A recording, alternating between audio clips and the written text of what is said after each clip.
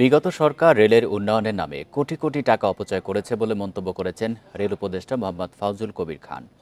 অভিযোগ করেন, বিনা প্রয়োজনে রেল লাইন ও স্টেশন নির্মাণ করা হয়েছে। দুপুরে দিনাজপুরে পার্বতীপুর কেন্দ্রীয় লোকোমোটিভ কারখানা পরিদর্শন শেষে এসব কথা বলেন তিনি। উপদেষ্টা বলেন, প্রয়োজন ছাড়াই ব্যক্তিকে খুশি করতে গোপালগঞ্জ সহ বিভিন্ন স্থানে রেল স্টেশন তৈরি করা হয়েছে।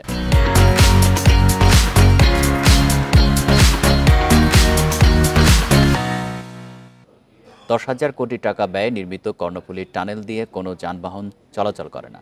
যাত্রী সেবার মান বাড়াতে নতুন করে পরিকল্পনা গ্রহণ করা হবে উল্লেখ করে জনবল সংকট সহ সার্বিক বিষয় খতিয়ে দেখা হচ্ছে বলে জানান উপদেষ্টা।